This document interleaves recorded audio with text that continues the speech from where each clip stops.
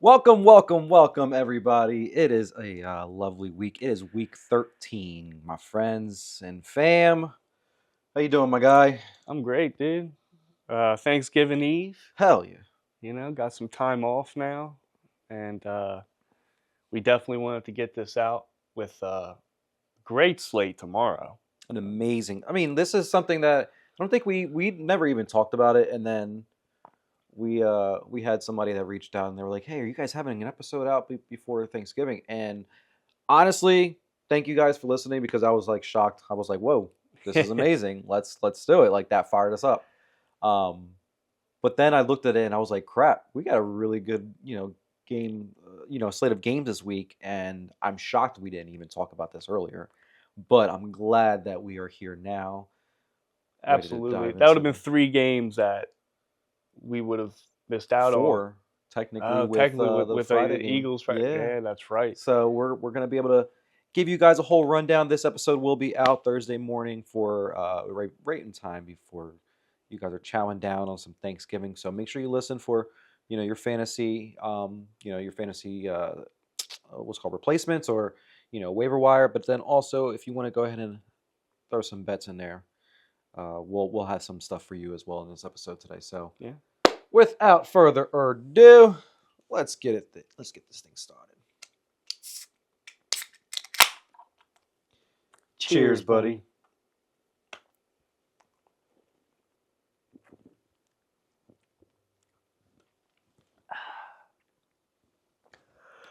Whew. Nice little cold one for this episode. Uh-huh. All right, guys. So last week, obviously, we talked a lot. I should say, I talked a lot of shit. And what happens when you talk a lot of shit? You get smacked in the face. So, thinking about last week's episode, there was a lot of crazy takes that I've had.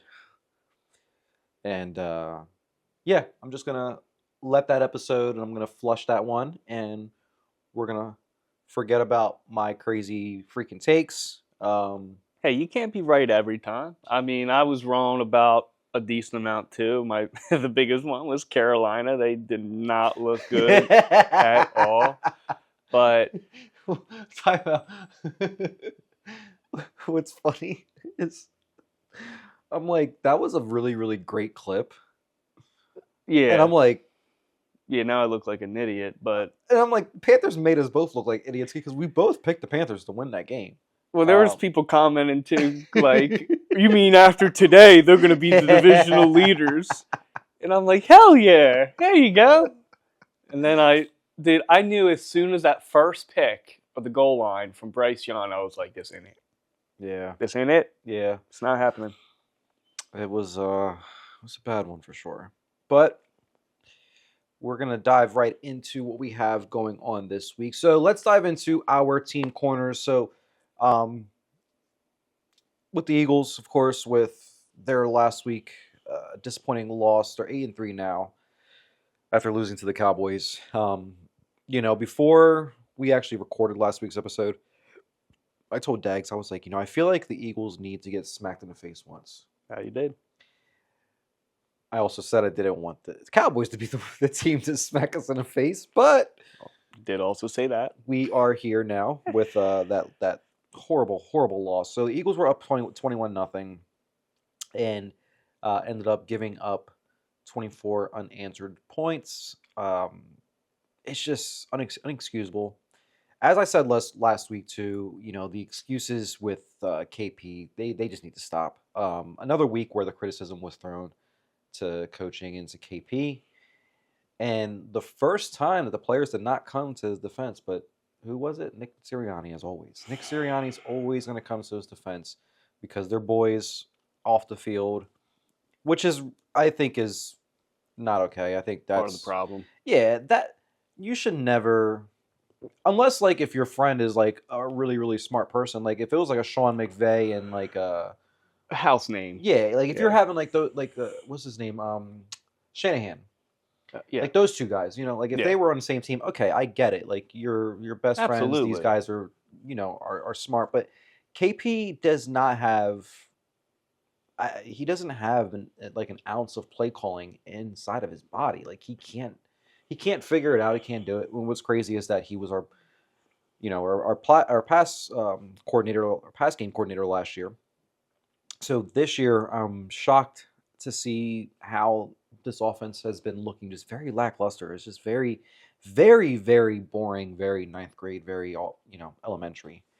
Um, like I said, the players are definitely getting upset. Fred Johnson last week, they asked him, they were like, what's the why isn't the run game, you think, getting into the swing of things? And he says, I don't know, I'm not the coach. And I was like, yep, that's what we need. We need that. We need people to stop covering up for this guy, and there needs to be a little bit more of the finger pointing at this guy, saying like, "Yo, what the fuck are you doing?" I have always said that I don't think it's right to fire him, because if we fire him, you might as well shoot the whole season down, Right. down the drain. Right. But pull him back. Take play calling into put it in Nick Sirianni's hands. Mm-hmm. Leave KP as the pass game coordinator. If he wants to figure out pass games, and the whole passing offense, fine, go for it. But I don't think he should be calling plays moving forward. In one perspective, we're looking like a fraudulent team. But in another perspective, if we win this week, we still have the number 1 seed in our grips to have. The Rams are going to be a team to watch. But I'm on the latter perspective. Mm-hmm. I'm taking it 1 week at a time. Mm-hmm. We have the Bears this week, which is a winnable game. The Bears are not no slouches. I mean, they've been playing some really good football the past few weeks as well, and especially with Ben Johnson being at the helm of that, coaching them, and he's really turned the Bears around now. But I'm going to ride with my boys, and I'm going to have faith that they can pull one out this week. Yeah, I think it's two sides there from last game. Bad loss for the Eagles, and give them their flowers. Great win for the Cowboys. I mean, coming back 24 unanswered points. I hate to give them their flowers, but the one player that I am a fan of, George Pickens. He's unbelievable. The one thing I've noticed, you throw that ball up there, he's gonna grab it. Like his hands are. He probably. I mean, you can argue that he has the best hands in the NFL. I remember that in the first week, he had a bad drop. I don't think he's had really many drops ever since then. I don't know. I'm not watching the Cowboys every single week, so I don't know. First week of the season, they played the Eagles, so that's how I'm able to know that. But you're right. I'm a fan of him. I'm a fan of him. I gotta respect him. I hate the fact that he's wearing that uniform. I'm gonna continue to, put the juju out there that hopefully he is swayed away from Tennessee, and Tennessee's like, hey, we'll give you all the money, and we'll pay you. You'll be our number 1 down here. You'll be with Cam Ward and all that good stuff. But no, I like you said, gotta give them respects, man. Yeah, no, they definitely came to play. He's got, to your point, he's got like Velcro hands. Like anytime the ball's coming his way, like he was that one down the sideline, he was double covered. I thought he was gonna come down with it. I was like, holy moly! You can just tell his hand literally got around the ball.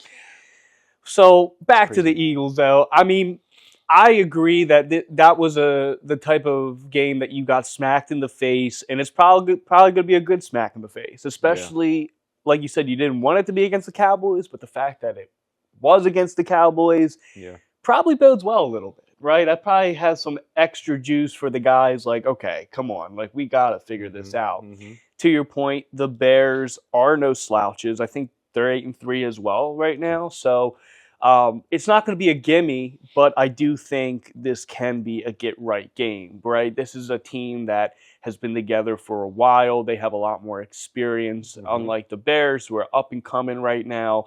Even though they have a good record, some of those wins, just like the Eagles, have been kind of not pretty wins, right? So I think that's going to be a tremendous game. But to the Eagles, I really, really want to see Sirianni take the play calling from here. I mean, he just has to take accountability instead of defending your guy and just, going round and round the carousel. It's like, dude, come on. You're a Super Bowl winning coach. Like, start acting like it. It's sad because of the fact that he already came out saying that he's not planning to change play calling this week. And I think what pissed everybody off even more, there was a clip that was out today of KP talking about last week and why the team wasn't prepared, for the Cowboys. And one of the comments that he's made was that his play calling wasn't prepared for a 5-man rush. Yeah. If you say that, I'm sorry. Like you can't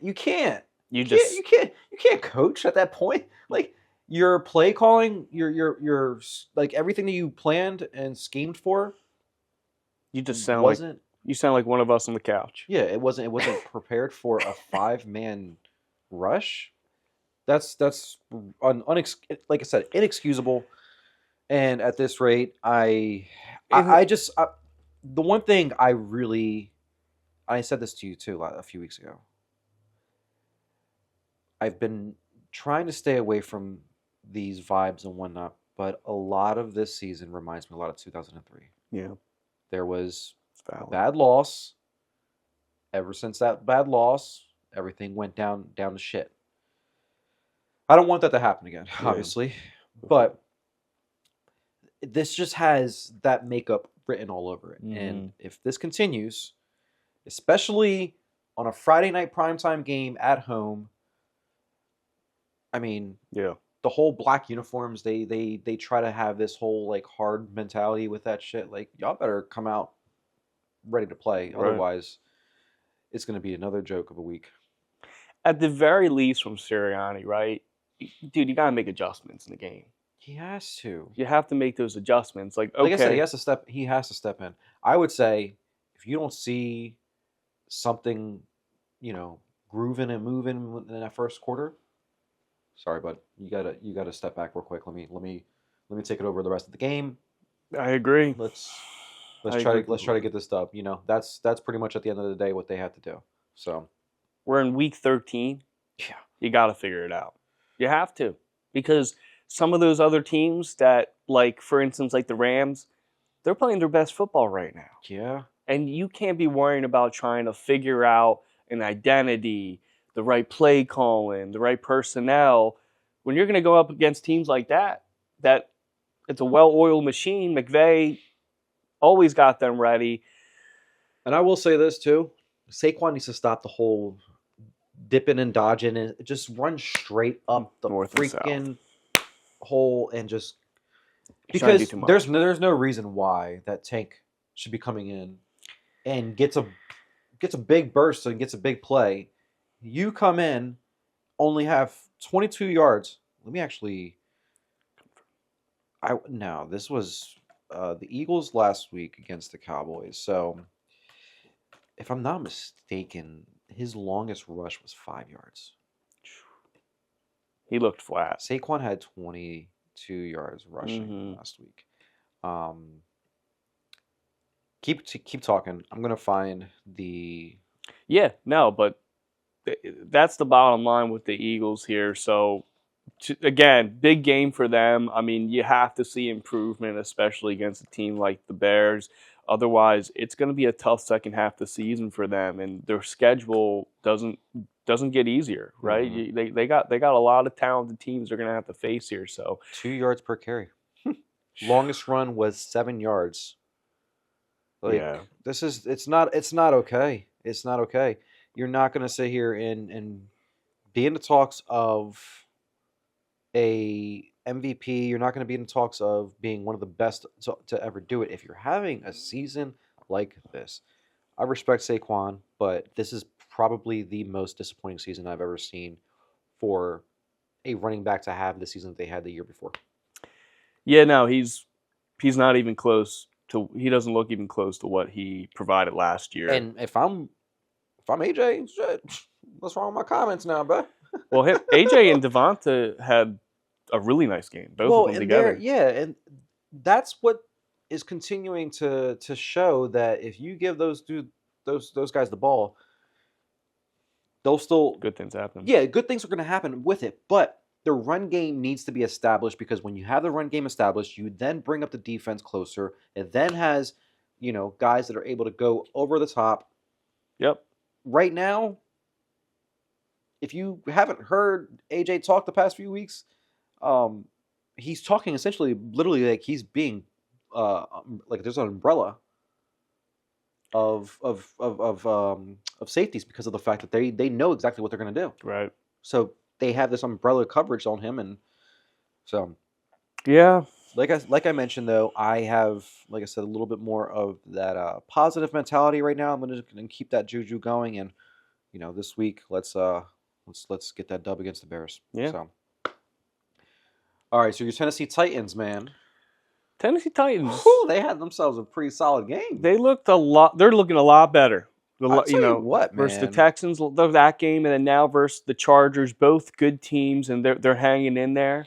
Cam Ward's looking a lot more comfortable. He Yeah, had man. his best game of the season. He had 256 yards, a passing touchdown, and also a rushing touchdown. That's amazing. So, on cue to what we were kind of saying the previous week, let's take those little strides forward, right? Let's do the little things week by week, stack them, and we were comparing maybe can have a Drake May second year type of season. Well, these are the things that are going to get you there. Yeah. Right.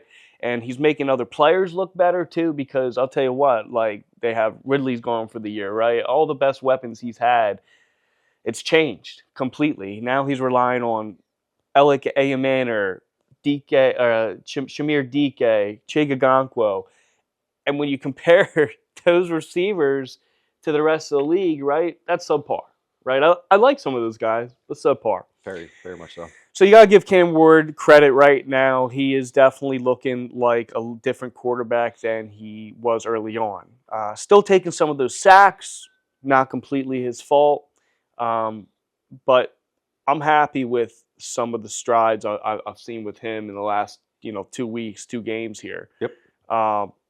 Transition to Shamir DK, his emergence has been nice too. I mean, Yep. he's the best, I say, returner in the league right now. And he's coming into his own as a receiver too. Mm-hmm. I kind of view him as maybe he could be like a Devin Hester type of player, right? Really have an impact on that special teams, but also a serviceable receiver too, right? I don't think he's necessarily going to be a star receiver in this league, but he has a place. He's certainly got a place, and the Titans, with the lack of depth and whatnot, you're able to really see what he's got. He's leading the league in all-purpose yards. Yeah, and if you're going to have him as a supporter, in the locker room for the wide receiver room, I think that let's call it a spade. He's not going to be a number 1 or number 2. No. He'll be a number 3 for sure. Yeah. And I think that he's a, respectable number 3. He can be out there, at least give you another option. Yeah, no, I'm excited. I like that run back I saw from him last week. I was like, holy crap! I was like, he's got juice, man. Yeah, man. He's got juice. He's a big boy too. He's 6'1". Yeah, has a buck 86. So yeah, he's. No, I like his player profile. Yeah, coming out of college and whatnot. So they definitely did solid on hitting the rookies in the later rounds here with their receivers here. So really what I want from the Titans is to continue to do what they're doing, right? Try to play spoiler. Don't make it easy for these teams. We know the season's lost. Like that's a given. But I'm one of those people that I want to see them play hard till the end. Yeah, I want a high draft pick, but I don't need the number 1 draft pick to be completely happy. You know what I mean? Like we're gonna be in the top 5 no matter what. I just want to see them. Somebody. Yeah, I just want to see them play hard. We don't need to draft a quarterback, so it's not like we need the number 1 overall pick. Biggest thing is going to have to be protecting Cam Ward, whether that's getting an offensive lineman in like free agency or if you're, getting one in the draft. But him getting sacked 4 times last week, you can't do that. I mean, love to see that go down half by next year, at least for sure. At least two sacks a game if he's going to get sacked. He's only going to stay healthy for so long if he right. keeps taking hits like that. Right. So we to your point, 100%. If we don't take an edge rusher or an offensive lineman with that first pick, we're it's malpractice right now, because those are the absolute desperate needs that we have here. Yeah. So yeah, that's kind of the Titans. We don't have as much to talk about with them. They're not as relevant as the Eagles right now, unfortunately. But I just want to see the young guys keep playing well, keep taking those steps forward. into next year. So then, when we're coach hunting, we got people that are like, okay, they got some players there that I want to go coach. I want to coach up, help them kind of get to the next level here. So we got to prove the players we have already. For sure. So For sure. that's where I got with the Titans right now. So hopefully, like I said, we can just keep playing spoiler. It'll be something good to look forward to for sure in the offseason, so that'll be good. Mm-hmm. All right, going into our next topic that we have here for our headlines is the MVP talk. So give us what you have here. Yeah, so for the MVP talks, there's 5 guys right now I'd say that are truly in the mix here. Mhm. Matt Stafford, Drake May, Jonathan Taylor, JSN, and Josh Allen. Mhm. Matt Stafford, in my opinion, right now, it's his to lose. 30 touchdowns, 2 picks right now, a little bit under 3,000 yards, number 1 in NFC right now. I think it says it all, especially it's impressive that he's 38 years old. It's one of those, like Rodgers years ago on. He's playing so good. He is. He's the best quarterback in the league right now, Yeah. hands down. Yeah. I mean, you can't argue with that. So he's number 1, right? Mhm. He definitely is the front runner. Then someone else could be Jonathan Taylor, which he's on pace to potentially have another historic season, running back historic season. He's got 17 total touchdowns. Let's see here, just about 1,400, 1,500 yards from scrimmage already. So he's crushing it as well. Moving on to a receiver, Jackson Smith-Njigba. He already has more yards than he had all season last year, 1,300 to his 1,100 the year before. Goodness He's got more gracious. touchdowns, 7 touchdowns, and he already has 80 catches. I mean, he's on pace, I don't know, to have like 120 catches at least, I'd say. Yeah. So, I mean, he's having one of those pinnacle years that we've seen from, I mean, quite frankly, it might be even better than what we've seen from like Chase and them Mhm. over the years here. I mean, he's on pace. He could be closer to 2,000 than those guys. Josh Allen, his passing game hasn't been quite up to par here. He's got 9 picks to the 18, but he's got 10 rushing touchdowns right now. That's definitely putting him in. That's keeping him in the mix, For sure. in my opinion, just because apparently he could have 3 in a game at a given moment. Yeah. And then lastly, the 5th guy is Drake May, right? He's got 3,100 yards, 21 touchdowns, 6 picks, 2 on the ground. His team's really elevated his team this year. Yeah. So that's the 5 that I have that could be in contention. So what are your thoughts in some of those guys right now? I would say like out of the 5 here, I think the 3 that I think are gonna, I think it's gonna come down to Matthew Stafford, JSN, and then Jonathan Taylor. I think, but the league never wants to go ahead and they don't ever want to give the MVP to a running back or to any other position. And not a quarterback. Exactly. Yeah. So I do think that this is Matthew Stafford's like award to lose. Mm-hmm. I don't think Drake May deserves it right now. Only reason is that schedule has been, I mean, A little bit of cake for them. Yeah, it's been a cakewalk. Yes, he has improved the hell out of that team. I mean, he's the reason why that they're so damn good. But let's see another year with this. Let's see if he can continue the good juju that he's having over there, the good play that he's playing over there. Yeah. Josh Allen. You already know how I feel about the Bills. Yeah. The Bills are, I especially with them right now. I think they are. Let's see. They're currently right now in 7th place, so they have the last seed for the playoffs.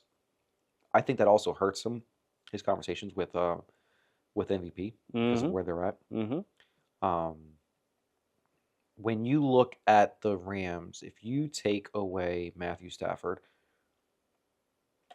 they'd be a different team. They would probably be, I wouldn't say one of the worst teams in the league, but if you give them any other quarterback, like Brock Purdy going there, they're not doing what they're doing. No. So that's where I go into like this conversation of like, if you take these players off of this team, what is it like? How does it affect them? And obviously, each of these players like are amazing. You can say the same. You can have the same argument with Josh Allen, same argument with Drake May, and all of them. All that stuff. But I just think with how the season is going, how they're performing and whatnot, Matthew Stafford, Jonathan Taylor, and JSN are clear as day the three that should be uh, in the talks of MVP. My pick, I said a few weeks ago, it was JSN. I'm sticking with JSN just because I made that pick, but I do think Stafford's going to win the MVP. And I actually, I'm a big fan of Stafford, so You wouldn't be mad. I Yeah. would not be mad. I would love for him to win the MVP. Yeah. Dude's 37 years old. He's still freaking Yeah, slinging that slinging damn ball that out ball. there like crazy. Like, and the thing is, going into the season, it was what was it, the hip or his back? Back injury. Back injury. He didn't play it once during the preseason. He didn't even practice with them. And everybody was just like, I don't see this team. I mean, the dude has clearly proved everybody wrong. Yep. And I also will say this. Sean McVay has to be, if not the best coach in the league, one of the best coaches in the league, and hands down. Quick sidebar. Me and my brother, I went to go watch Monday night game with him, Anthony. And he asked me a question. He goes, you have to start over with any coach in the league. Who you choosing? McVay's the answer. McVay's the answer. Yeah. He's so good. I mean, they rebuilt that team without having to really go into a rebuild. Mm-hmm. You know what I mean? They've always been somewhat competitive here, especially like since they've had Stafford. So he also fits LA. Like he has the LA mentality. yeah. But he's also like he looks like he can go out there and strap up the pads on and still, you know, and throw some people around because he's a big guy. But no, I like McVay. I mean, yeah, to your point, that would be the way I would start too. And I agree with everything you said, literally to a T. The three to me is Stafford, Taylor, and JSN. If you're going to choose a quarterback, Stafford. I mean, they just don't compare right now. Nope. You know, between him, Drake May, and Josh Allen, Stafford blows them out of the water. Hands down. And I agree with you too. JSN would be my second right now, based on his pace, what he's doing. I mean, he just completely dominates anyone that covers it. Yeah. I mean, he's unguardable right now. So those would be my three. If I had to choose who's going to win it, it's going to be Stafford. I like it. Yeah, I think just with their record, the way he's playing, I mean, he's on pace to throw 40-plus touchdowns. I like that. All right, let's move on to the next topic that we have here. So my topic that I have here is just a couple of teams that I'm looking at for playoff teams to watch out for. So Lions, first one that I have here on the list. Lions still on the outside looking in, which is crazy. They're currently ranked 8th. This week against the Packers is huge for them, which is why I have a lot of confidence in them. I don't see them coming out flat, especially at home against the Packers. I could see them, having a pretty solid game.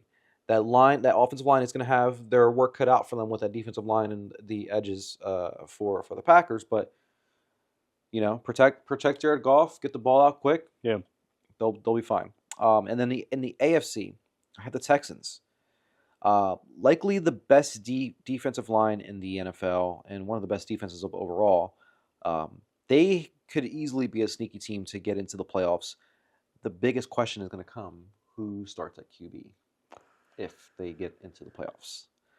I do think both teams get in. I think the Bills are the one team that gets bounced. Right now, the Bills are 7th, with the Texans in 8th. So I do think the Bills are the team that gets bounced out of it, and the Texans take over that 7th spot. It's not a bad take. The Bills they just don't have it. They just don't have it this year. They don't have the talent on that offensive side, and their defense gives up way too many points. I just think it's going to be an up and down season for them. And honestly, if I'm being honest with you, the Lions don't scare me like they used to.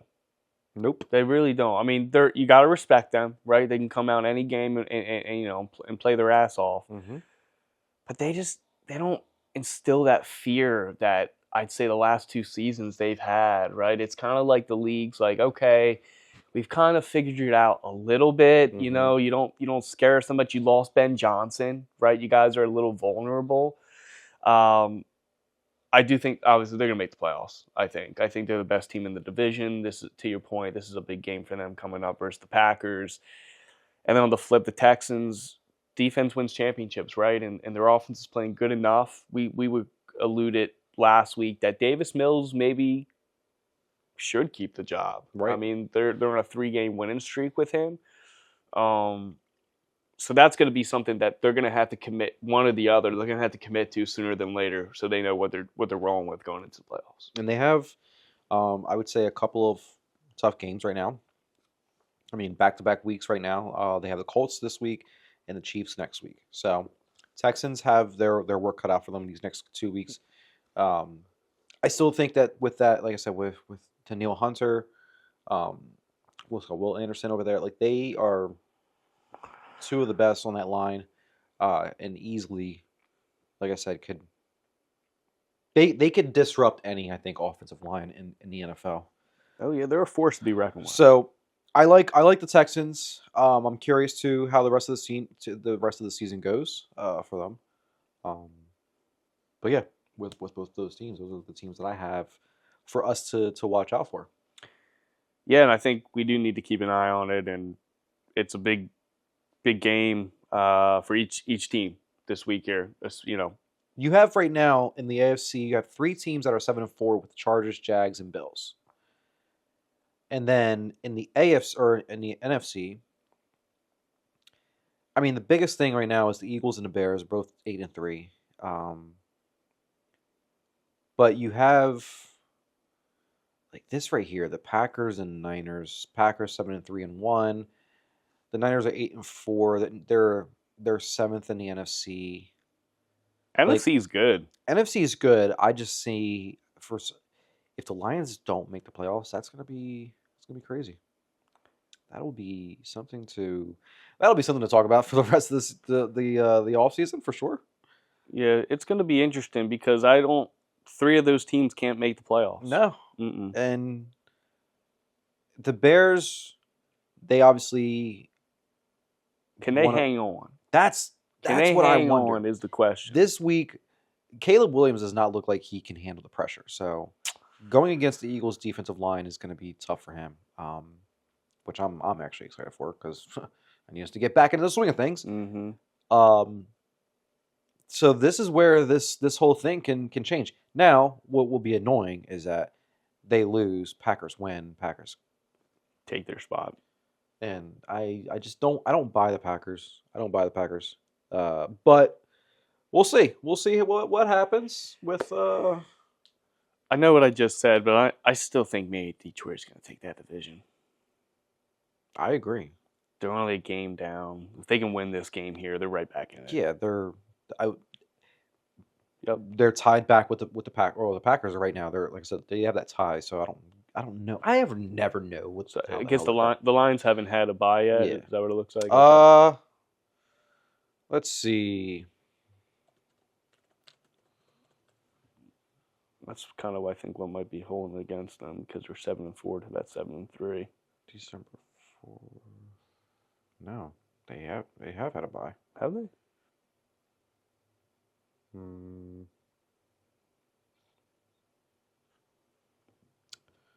Let's see.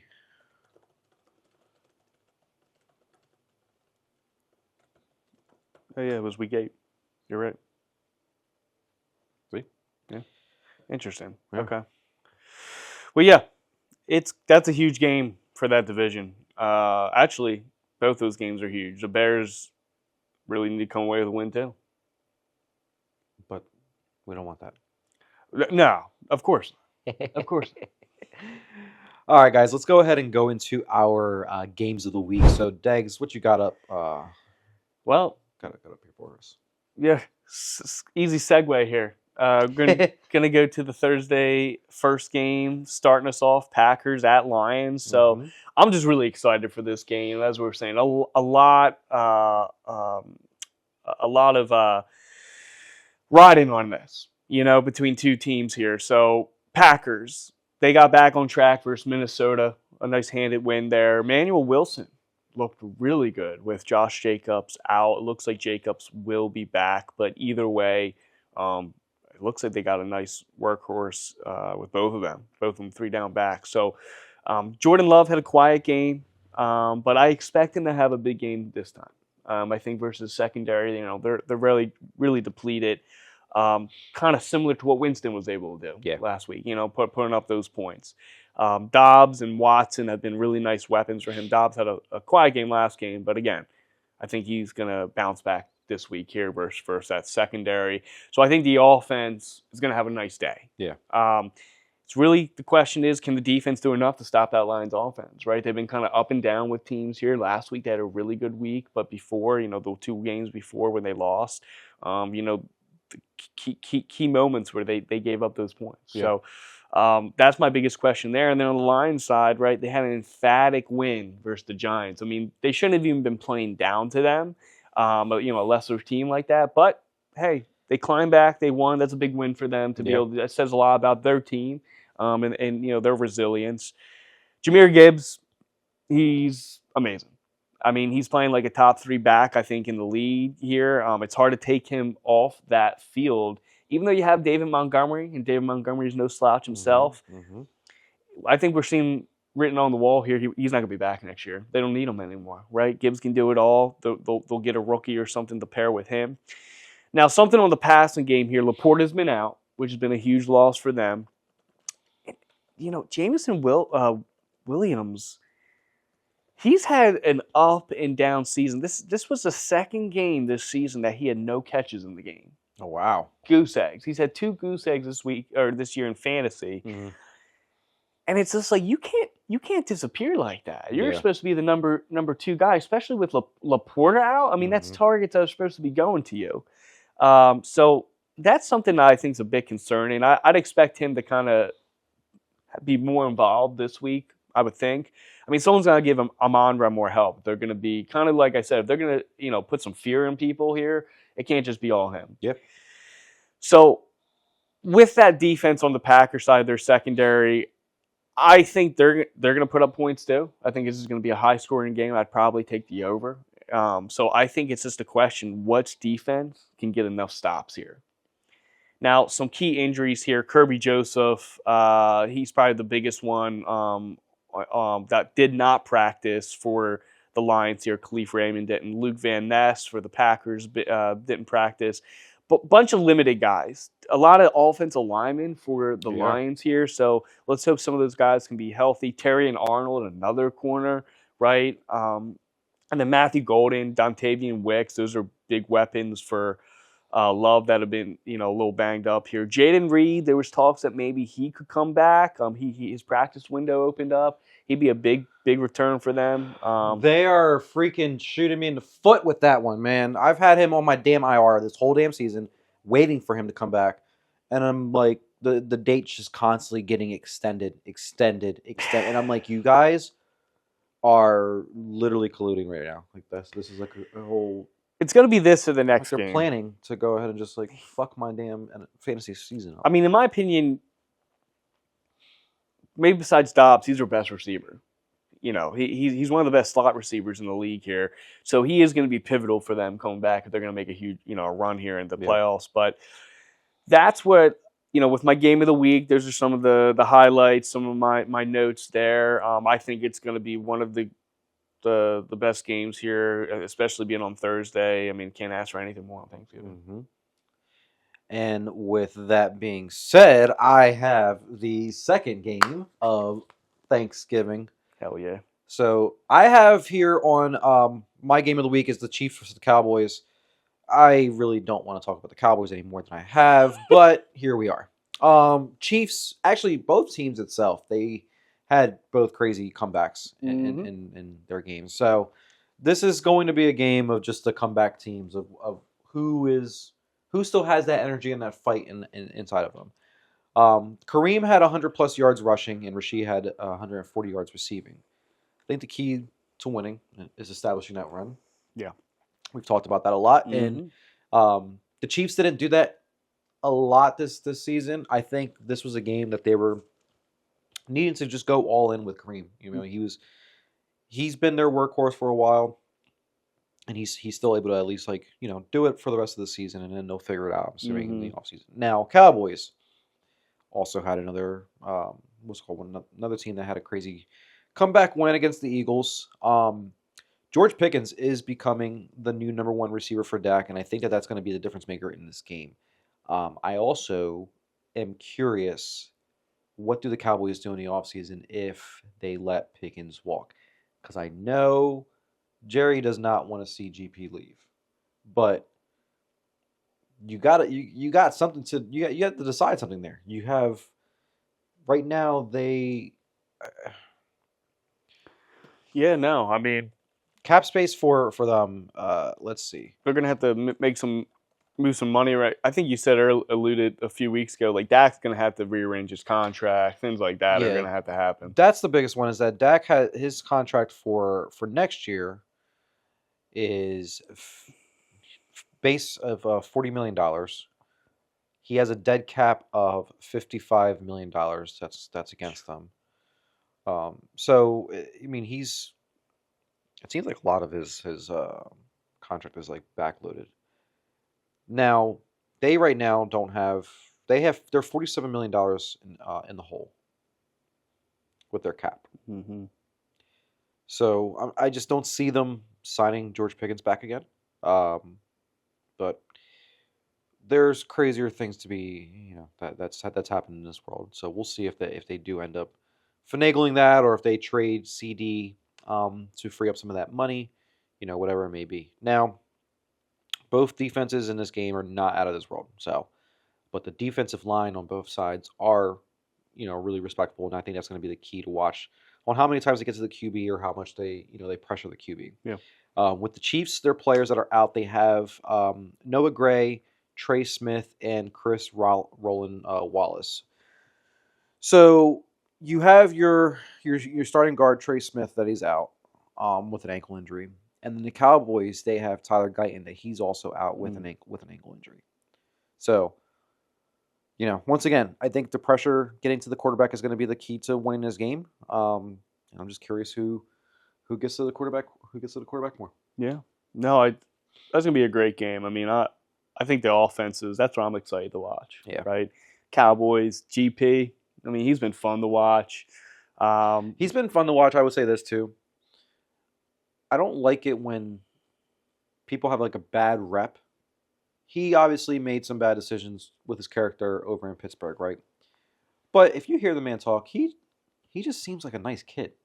He's passionate, dude. Yeah, and that's the thing. It's like he's passionate. You don't ever, like with football, you're not going to sit there and penalize someone for being passionate. I don't care who you are. Like, as long as you're keeping it respectful in the lines, Yep. bring your passion into it. And he's been able to. Once again, what am I doing? I hate the fact that I'm talking about the Cowboys in such a positive manner, but they're doing well. I mean, the offense, I have to give it to them too. Their offense is it's Top offense in the league. It's one of the top offenses in the league, I would say. Yeah, they haven't played their best every single game. No, I mean, for sure. They've had some questionable games where I'm like, okay, this is the Cowboys of old. There's room for improvement, absolutely, but yeah, you're right though. I mean, we're football guys first and foremost, and last game was a really nice game for them. Offense looks good. I'm excited to see what they can do versus the Chiefs. Dak right now has 2,900 yards passing, 23 touchdowns, and 7 interceptions. So, not horrible. He's on pace to have 30 plus. Yeah. Pretty solid, 4,000 yards passing. Just keep that those turnovers down, buddy. Mm-hmm. We're week 13, but those end of the season comes up quick, and then out of nowhere you just like find out that you had over 15 interceptions. You're like, holy shit. Yeah. All right. With that being said, let's go into our upsets alerts. What do you got for your upset alert this week? My upset alert, is the third game Ho ho! of the Thursday night slate. It's a Thanksgiving episode. It really is. It really is. I got the Bengals over the Ravens in this divisional matchup. I think the return of Joe Burrow. At times he's been rusty, but the guy that is not going to be rusty, that is going to come out after being suspended, and he's going to be angry, it's going to be Jamar Chase. Jamar Chase is going to have a huge game versus the Ravens. Book it. All right? I like that. He's going to have a huge game. He's going to will them to a win in this divisional matchup. A little Thanksgiving miracle for the Bengals. Amen. Amen. I like that. I like that. What I have here is drum roll. Texans over the Colts. Oh. Do the Colts lose back-to-back weeks? Last week with that horrible loss against the Chiefs, with the Chiefs coming back and winning the game against them. This is going to be a good one. A divisional game at that. Once again, I've talked about it. The defense for the Texans is one of the best defenses in the league. Getting to Daniel Jones is going to be a big thing. I could see them doing it. I could see them pulling this. They're playing great football. Yeah. They really are. And with the playoffs, listen, when you're one of these teams that are on the bubble, you can't tell me that coach is not inside of there saying, hey, guys, this is where we're at. Just remember you. This is where we're at. Mm-hmm. This is where we're at. Because you need these players to be, keeping that in the front of their mind. Mm-hmm. They go into the playoffs and won. I think they – no. That's the Super Bowl. They all get paid like the same amount. Mm-hmm. But when they get into the playoffs, though, it's, hey, more money for y'all. Mm-hmm. No, so I got Texans over Colts, though. I like that one. I do, too. So That's a solid pick. All right, let's go into our rapid fire. Before we dive into the games, Degs, give us an update on the records that we have this week. Yeah, so last week we did have a lot of the same picks, and it showed. We both went 8-5, so no change to our record. 82-56 for you, 84-54 for me, up by 2 games. So just still plugging along here between the two of us. It's going to be an interesting finish, but we went dead even last week. All right, well, let's dive into it and let's see what we got going on this week. So we got Packers versus Lions. I got the Lions. I got the Lions in this one as well. Yep. Chiefs versus Cowboys. I got the boys. I got the Chiefs. Ooh. Bengals versus Ravens. I got the Bengals. I got Bengals in this one as well. Mm-hmm. Bears versus Eagles. I got the Birds. Go Birds! Yep. 49ers at the Browns. I got Niners. I got Niners as well. Mm-hmm. This is the one team, the one game, though, I will say to keep an eye on, because the Browns defense is, Myles Garrett is going to break the sack record this year. As long as he gets to the quarterback, the Niners don't have that great of an offense. That could be a team. That could be a flip-flop. Could be. Game. That could be an upset. Defense an upset is alert. playing phenomenal. You're Defense right. is playing phenomenal right Mm-hmm. now. Jags at Titans. I got Jags. Got Jags as well. Texans versus Colts. I got the Colts. I got the Texans. Saints versus Dolphins. I got the Dolphins. I got the Saints. Falcons versus Jets. I got Falcons. Got Falcons as well. Cardinals versus Buccaneers. I got the Cardinals. I got the Bucks. Rams versus Panthers. I got Rams. I got Rams. Vikings versus Seahawks. I got Seahawks. Let's go Hawks as well. Bills versus Steelers. I got the Bills, reluctantly. Yeah, I got Bills as well. Chargers versus the Raiders. Chargers. I was going to say, whoa. Yeah. I got the Chargers as well in this one. Yep. Broncos at the Commanders. I got Broncos. Broncos as well. And then the last one we have is the Giants and the Patriots. Got the Pats. I got the Pats. So we got a couple of different ones here that could definitely mix Shake up some the things up. shake. It could either shake it up or make us tie. Who knows? Go to another tie week. Yeah, it could be. All right, let's go into the fantasy football corner. Doug, what you got for us for some good fantasy nuggets here? Yeah, I got the Nugs here. So, first guy on my list is Devin Neal with Kamara's injury. He came in, was a workhorse, 74% of snaps, 62% of routes run. He has a really nice player profile coming out of Kansas. He has 3 down back type of capability. He doesn't do anything particularly well. It's not like he has a forte, but he just kind of does a little bit of everything. So I like him going forward, especially this matchup here this week. So look for him to be a nice little spot start for the next few weeks for you if you have him. Number 2 is Brenton Strange. He's been on IR for a number of weeks here for the Jaguars, but he came right in after being hurt. 63% of snaps, 5 targets, and that amounted to 93 yards. That's pretty solid, I say. Lawrence has always had a nice connection with him, so that's obviously continuing on here. Another Penn State boy. Yeah, yep. And he should have a really nice day rest of the season, I think. Especially with some of their injuries, Brian Thomas not playing up to par and whatnot. Number 3 is a guy that's been all over fantasy is Michael Wilson, right? And I say that because Harrison's coming back. But before Harrison, or while he's been out, 33 targets, 25 receptions, 303 yards over the past 2 games here. That's a type of situation that Rico Dowdle had early on. Remember, we were talking about the 2 games, and that earned him the starting job. Well, I think this is going to earn Michael Wilson a lot more targets, a lot more looks from Brissett if Murray comes back. I think he solidified himself as a nice piece in that offense. So I'm not saying he's going to keep this pace of having 100, 150 yards a game, but I think he's going to be a productive receiver the rest of the way here. I like it. Number 4, I have Harold Fannin, tight end on the Man had Cleveland himself Browns. a great game. He had a great game, 33% targets per route run, 30% target share just for the team. That's absurd for a tight end.